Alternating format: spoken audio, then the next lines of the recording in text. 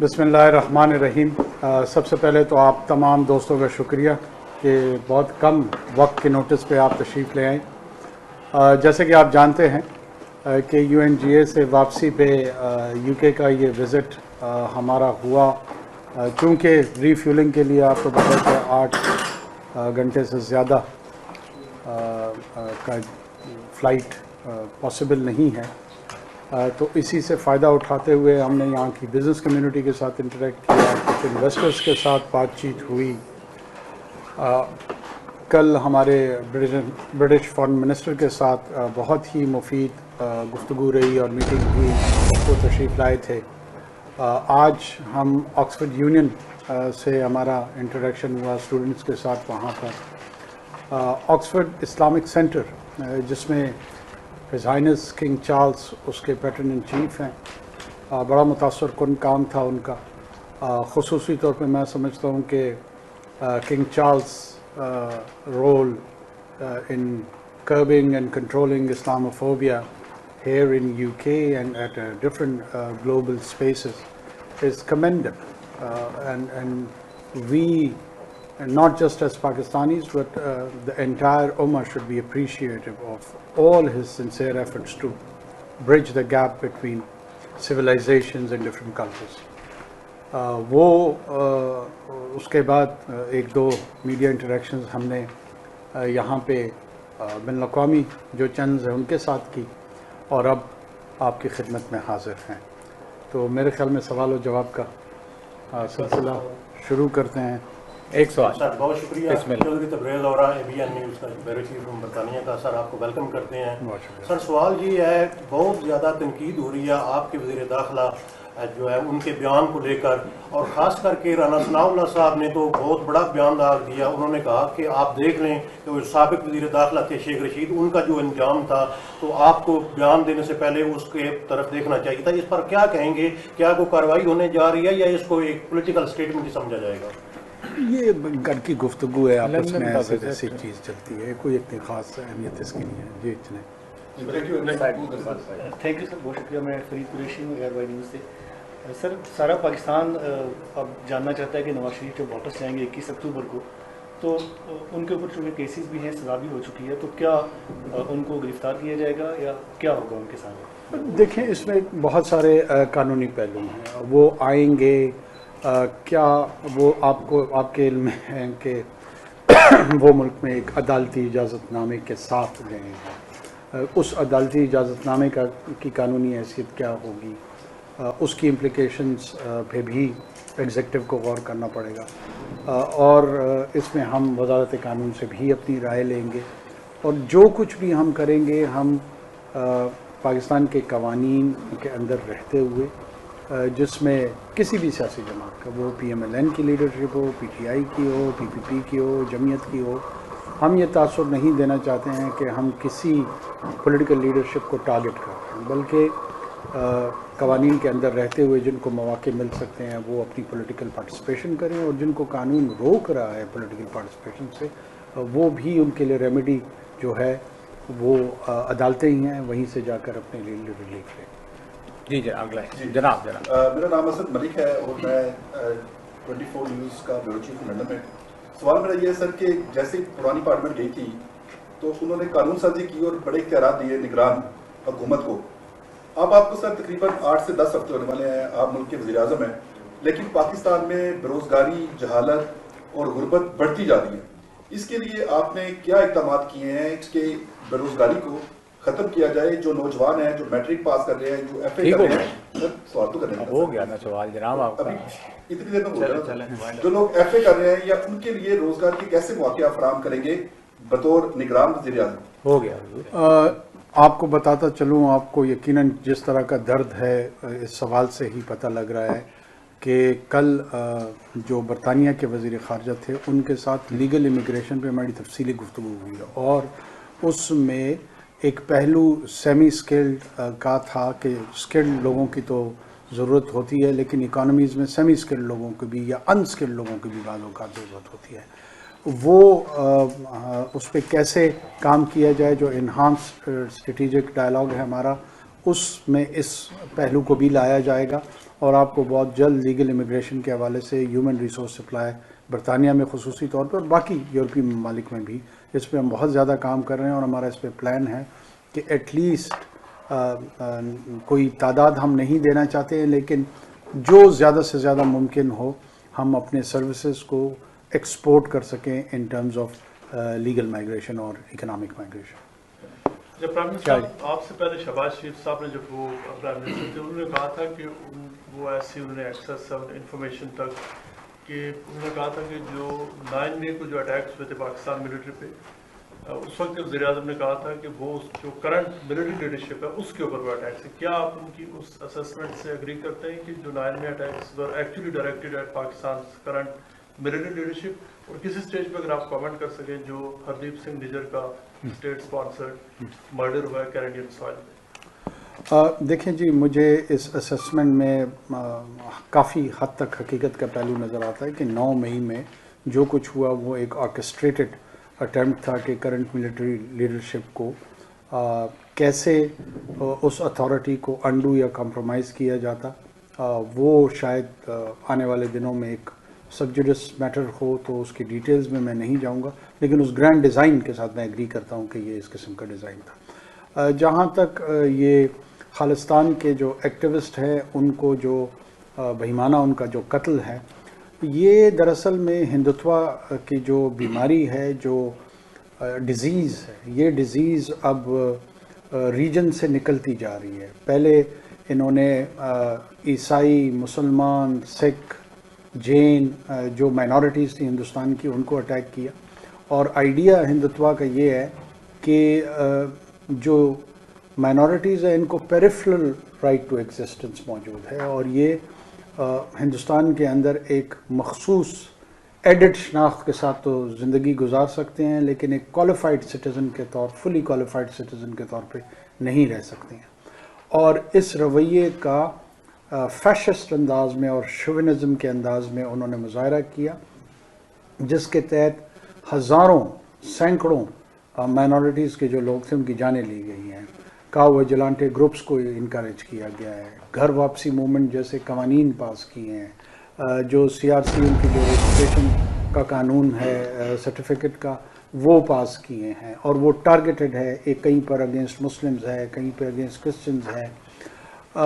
اسی کانٹیکس میں اب یہ ریجن سے اس کا سپل اوور بڑھ کے جو ہے نا وہ ویسٹرن ہیمسفیئر پہ آ رہا ہے، جہاں پہ نارتھ امریکہ، کینیڈا اور یورپ بھی میں سمجھتا ہوں آنے والے دنوں میں اس کو ایک ٹینجبل خطرہ ہوگا RSS کے اس آؤٹ لک میں، جس انداز میں یہ لوگ سیاست کو لے رہے ہیں۔ اور دنیا کو جاگ جانا چاہیے۔ پاکستان تو اس ٹیررزم کا، ہندوستان کے ٹیررزم کا، اسٹیٹ ٹیررزم کا ہمیشہ سے شکار رہا ہے۔ میرا صوبہ خصوصی طور پہ، وہاں پہ سینکڑوں ہزاروں لوگ شہید ہو چکے ہیں، جس کو فائنانس کیا گیا ہے ہندوستان کی ٹیکس پیئر کے پیسے سے، اور ان کی ریاستی انوالومنٹ ہے وہاں پہ دہشت گردی پھیلانے میں۔ چونکہ ہمارے جو لوگ ہیں ان کا جان سے جانا شاید باقی دنیا کے لیے اتنا اہم نہیں ہے، اب یہاں پر جب ان کے سٹیزنز ٹارگٹ ہوں گے تو یہ بھی ہماری آواز میں آواز ملائیں گے، اور ان کو ملانا پڑے گا، دوسرا کوئی راہ نہیں ہے ان کے پاس۔ جناب باری اوان صاحب پہلے وہ، پھر آپ تک آ جائیں۔ آپ پوچھنا چاہ رہے ہیں پوچھ لیں آپ، پھر اگلا۔ عبد المجید ڈسکور پاکستان سے ہوں۔ میرا سوال یہ ہے کہ بہت سارے لوگ یہاں پہ یہ کہتے ہیں کہ الیکشن ٹائم پہ نہیں ہونے، تو آپ کتنے پر امید ہیں کہ آپ الیکشن کروائیں گے؟ جی، الیکشن کمیشن آف پاکستان انشاءاللہ اپنی آئینی ذمہ داری پورا کرے گی اور ضرور کرے گی، اور آپ بہت جلد الیکشن کا ڈیٹ سن لیں گے اور انشاءاللہ اناؤنسمنٹ ہو جائے گی۔ اوان صاحب۔ غلام حسین اوان فرام 92 نیوز۔ میرا کوشچن یہ ہے کہ آج کل بہت زیادہ میڈیا پہ بھی، سوشل میڈیا پہ لوگ یہ تقاضا کر رہے ہیں کہ وابڈا کے اگر 3 لاکھ ملازمین ہیں تو وہ فری یونٹ استعمال کرتے ہیں، تنخواہ بھی لیتے ہیں، تو کیا ایسا کوئی کرائٹیریا بنا سکتے ہیں کہ سرکاری ملازمین، چاہے وہ ججز ہوں، چاہے کوئی MPs ہوں، اور یہ وابڈا والے، یہ اگر ان کو ختم کر دیا جائے تو ایک اسٹیٹ کے اوپر برڈن کم ہو جائے؟ اور دوسرا چھوٹا سا یہ سوال ہے، کیا نواز شریف سے شہباز شریف صاحب سے ملاقات ہوئی ہے؟ یہ خبر چل رہی ہے۔ دیکھیں جی، میری کسی سیاسی رہنما کے ساتھ، کسی سیاسی جماعت کے ساتھ کوئی ملاقات نہ ہوئی ہے، نہ یہاں آنے کا مقصد سیاسی ملاقاتیں کرنا تھا۔ میں یہاں پر خصوصی طور پہ صرف اور صرف حکومتی اور ریاستی جو امور ہیں ان کو سر انجام دینے کے لیے یہاں پر اور UNGA میں گیا تھا. باقی جہاں تک اس کا تعلق ہے بلز کا، اس کو مانیٹائز کرنا، ڈسکوز کو پرائیویٹائز کرنا، یہ پورا پلان ہمارا انشاءاللہ موجود ہے اور بہت جلد اس کے ریزلٹس بھی آپ کو دکھائی دیں گے. اس پر آلریڈی ہم کام کر رہے ہیں. آپ پوچھ رہے تھے سر سنن سے میرا نام آپ یہ بتائیں گے جو آپ کا نگران سیٹ اپ ہے اس کے وزیر اعظم ہے، تو اس وقت آپ کی حکومت کو کون سے بڑے چیلنجز ہیں جن کا آپ کو سامنا کرنا پڑا؟ اکنامک اس کے علاوہ ہمارا کوئی چیلنج نہیں ہے. ہمارا دیکھیں جی SIFC ایک آنسر ہے جس کے لیے ہمارے پاس لیجسلیٹو بیکنگ موجود ہے. پرائیویٹائزیشن ہمارے ایجنڈا پہ ہے.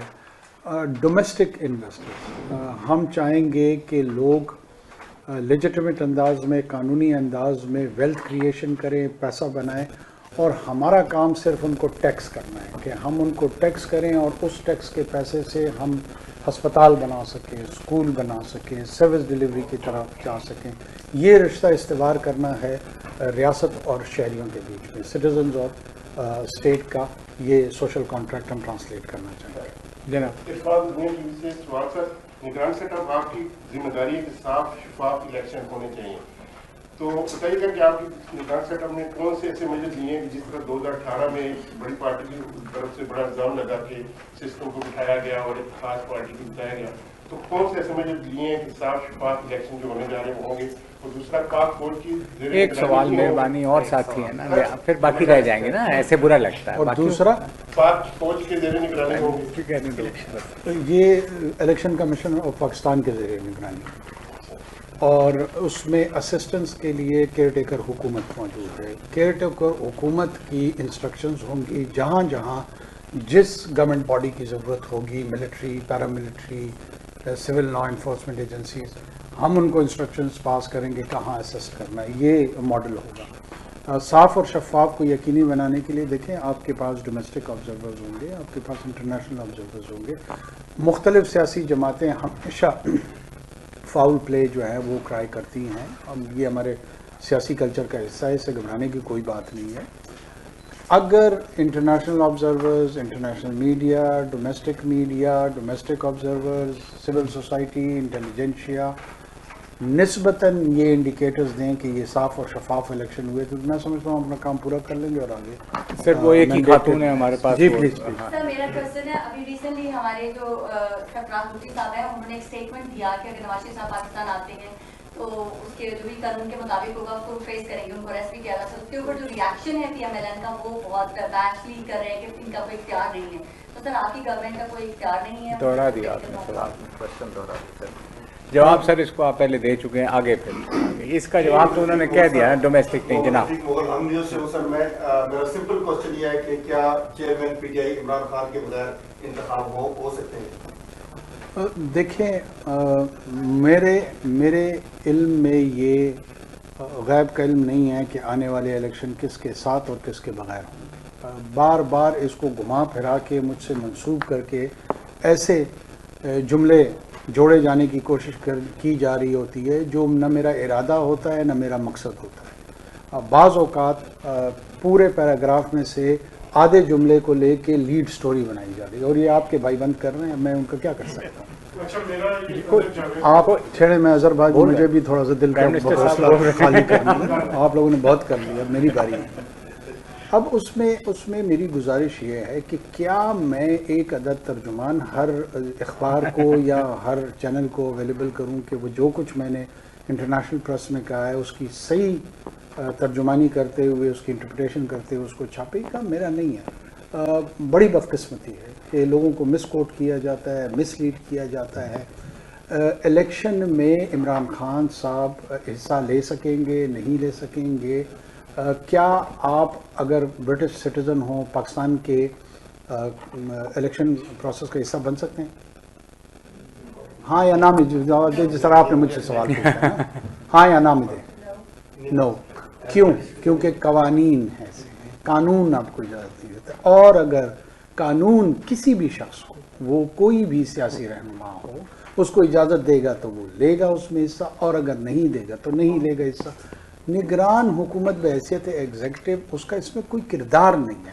جو نقطہ لوگ نہیں سمجھ پا رہے ہیں وہ یہ ہے کہ یہ سارے معاملات قانونی ہیں, سیاسی نہیں ہیں, انتظامی نہیں ہیں. ایسا نہیں ہوگا کہ ڈپٹی کمشنر کسی ضلع کا کسی صاحب کو بند کر دے گا اور کہے گا تم الیکشن میں حصہ نہیں لے سکتے. This is not what's gonna happen. یہ قطعاً ایسا نہیں ہوگا. باقی جہاں تک قوانین کا, پروسیجرز کا, ڈیو پروسیس کا تعلق ہے اس کو نہ میں تبدیل کر سکتا ہوں, اور اگر کرنا بھی چاہوں تو بھی میرے ہاتھ بندھے ہوئے ہیں. لہٰذا میرے خیال میں اس سوال کے اس پہلو پر آپ لوگ ہمیشہ اور ضرور غور کیے. وہ second last question. Simple question ہے. 9 مئی کے جو واقعات تھے, جو دہشت گردی ہوئی, جو پاکستان فوج کو نشانہ بنایا گیا, اس کا ایک مرکزی ملزم جو کہ کنیکٹڈ بھی ہے, سزا یافتہ بھی ہے, وہ اس وقت اٹک جیل میں تھا, اس سے ڈیرا جیل لایا جا رہا ہے. کچھ رومرز ہے کہ شاید ان سے ڈیل ہو رہی ہے. ایک تو کلائنٹلی ذرا اس پہ کیونکہ کچھ ویئرز ہوئے تو لوگ شاید سمجھ رہے ہیں کہ ڈیل ہو رہی ہے. ایک اس پہ ذرا بتا دیجیے ایک سوال مہربانی کر لیں. پنجاب میں انجیکشن کی وجہ سے, جعلی انجیکشن کی وجہ سے کئی لوگوں کی بینائی چلی گئی ہے, بڑا امپورٹنٹ ایشو تھا, اس پہ آپ کی حکومت کیا کر رہی ہے؟ دیکھیں, جو پنجاب میں بینائی کے حوالے سے کہ اس میں جتنے بھی کلپریٹس ہیں ان کو قانون کے مطابق اس کے دائرے میں لائیں اور ان کو سزائیں دیں. باقی نہ کہیں ڈیل ہے نہ کوئی ڈیل ہے.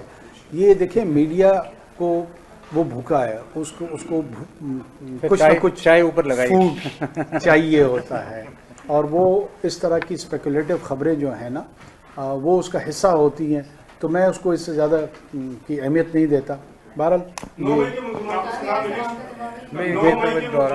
پاکستان میں ہر وہ ملزم جو مجرم بن جائے, جو کنوکٹ ہو جائے, اس کو ضرور سزائیں ملیں گی. یہی ایک نارمل ریاست کا فنکشن ہے. اگر یہاں پر کوئی جرم کر دے, ٹیکس چرا لے, کوئی اور جرم سرزد اس کو ہو, اس پہ الزام آئے اور عدالت اس کو مجرم گردان دے, تو کیا اس کو سزا ہوگی یا نہیں ہوگی؟ پاکستان آخری سوال کر لیں. آپ نے گزشتہ روز یا کچھ انویسٹر سے ملاقات کی اور آپ نے وطن عزیز میں انویسٹمنٹ کرنے کے لیے ان کو دعوت دی. پاکستان میں جو اس وقت افراتفری کے حالات ہیں, آپ کو یقین ہے کہ کچھ سمجھدار شخص پاکستان میں انویسٹمنٹ کے لیے تیار ہے؟ جی مجھے یقین نہیں ہے, بلکہ اس یقین کا اظہار ہو گیا ہے کہ بیرک گولڈ جیسی سمجھدار کمپنی نے بلینز آف ڈالرز اسی افراتفری کے ماحول میں پاکستان میں انویسٹ کر دیے ہیں, کرنے نہیں جا رہے ہیں. اور یہ اس طرح کی بڑی economic intervention by huge corporate sector, یہ اس بات کی نشاندہی کرتا ہے کہ یہ افراتفری کی پروجیکشن جو ہے وہ آؤٹ آف پروپورشن کی جاتی ہے. جو بزنسز ہیں وہ پاکستان کو ایک بہت بڑی مارکیٹ کے طور پہ تصور کرتے ہیں, وہ اس کی اکنامک سینس کو دیکھ رہے ہیں, وہاں کے بزنس سینس کو دیکھ رہے ہیں, اور بہت زیادہ دلچسپی ظاہر کی ہوئی ہے انہوں نے وہاں انویسٹمنٹس میں. اس بیرک کے ساتھ ساتھ ان کے جو کاؤنٹر پارٹس, ساتھ میں جو مزید کمپنیز ہیں وہ بھی آ رہی ہیں, اور بہت جلد بائی دا مڈ دسمبر اور اینڈ انشاءاللہ مزید خوشخبریاں اس سلسلے میں. سر یہ سیکنڈ لاسٹ کر لیں, وجاد صاحب کا لاسٹ. ہاں آپ کا سیکنڈ لاسٹ بولا. چلیں آپ جلدی سے پوچھ لیں نا, آپ پوچھ لیں, پھر وجاد صاحب آخری آپ سے کرائیں گے. آپ پہ وائنڈ اپ کر لیں. نوائے وقت لاہور IMF کا دباؤ ہے, آپ کا وقت جو ہے وہ کم ہے جانے میں, تو اس کے اوپر آپ PI کو پرائیویٹائز بھی کر رہے ہیں, سرمایہ کاری کی بھی ترغیب دی جا رہی ہے, تو یہ ساری چیزیں پوری ہو سکیں گی؟ دیکھیں, ایک تو ہم پہ IMF کا کسی قسم کا کوئی ایسا دباؤ نہیں ہے جو پاکستان کے مفاد کے ضد میں ہو. ہماری اپنی اپروچ بھی یہی ہے کہ ٹیکس نیٹ ورک کو بڑھایا جائے. ہماری اپروچ بھی یہ ہے کہ ٹیکس کو ریشنلائز کیا جائے. جو لوگ ٹیکس نیٹ ورک میں ہیں ان کی پروگریسو ٹیکسیشن کی جائے, ایکویٹیبل سینس میں ان کی جائے, ان کا ہی گلا نہ گھونٹا جائے.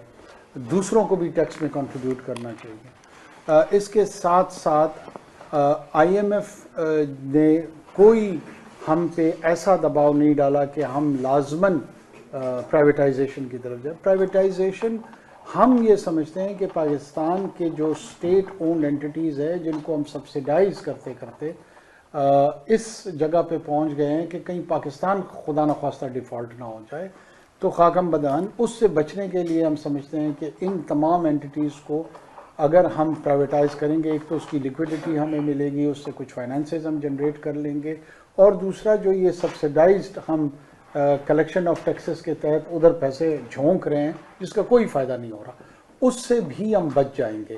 تو ہمارا جو اکنامک ریوائول پلان ہے اس کا یہ حصہ ہے.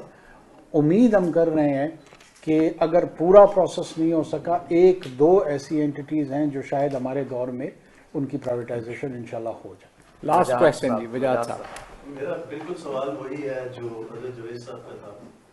انفارچونیٹ واقعہ جو 9 مئی کا ہوا اور اس میں اکیوز کیا گیا عمران خان کو، although he denied his involvement. لیکن اگر وہ عدالتوں سے ان کو سزا ہو جاتی ہے تو آپ کیا پرسائزلی آپ بتائیے کہ ان کو سزا ملنی چاہیے being a prime minister of Pakistan? دیکھیں میں سمجھتا ہوں کہ اگر وہ واقعات میں میرا ہاتھ ہو اور میرے اوپر عدالتیں ثابت کیے نہیں تو انوار اللہ کاکڑ کو بھی سزا ہونی چاہیے. تو اگر مجھے اپنی سزا کا میں حمایت یافتہ ہوں تو کسی اور صاحب کے لیے کیوں نہیں ہوں گا، اب وہ کوئی بھی ہو. اور یہ عمل میں اس کو وضاحت کر دوں، چاہے وہ پی ٹی آئی کی لیڈرشپ ہو، پی ایم ایل این کی لیڈرشپ ہو، جمعیت کی لیڈرشپ ہو، ایک ہمارا اسٹیٹ آف سوشل آرڈر ہے. آپ اپنے اسٹیٹ آف سوشل آرڈر پہ حملہ آور نہیں ہوتے ہیں، ایک سرٹن ڈگری آف آرڈر آپ کو رکھنا پڑتا. اگر آپ کیوس کی طرف، انارکی کی طرف چیزوں کا لے کے جائیں گے تو نہ آپ کے یہ معاشرہ رہے گا، نہ آپ کی یہ جمہوریت رہے گی، نہ آپ کی کوئی سو کالڈ اولیگارکی رہے، کسی قسم کا نظام حکومت آپ کا نہیں رہے گا، بلکہ انتشار کا شکار ہوں گے. انتشار کسی بھی نارمل سوسائٹی یا ریاست کے لیے جو ہے نا ریکوائرڈ گول نہیں ہے، یا رزلٹ کے طور پہ وہ اس کو نہیں لیتا. تو کیوں ایسا ایکسکلوسیو رائٹ کسی ایک سیاسی جماعت کو دے دے کہ وہ اتنے لینینسی کے ساتھ ان کو دیکھا جائے کہ اگر وہ اس سطح پہ بھی جاتے ہیں تو ان کو کچھ نہیں کہا جائے گا. ایسا نہیں ہوگا. جو قوانین ہیں وہ انفورس ہوں گے اور ان لیٹر اینڈ اسپرٹ ہوں گے. اس کی زد میں جو آئے گا وہ اپنے اعمال کی وجہ سے آئے گا. یہ میں انشور کر دوں کہ یہ نہیں ہو سکتا کہ اس کو بنیاد بنا کے ناجائز طور پہ کسی کے ساتھ زیادتی کی جائے اور فالس چارجز بنائے جائیں اور جھوٹے کیس لوگوں کو ٹھوکے جائیں.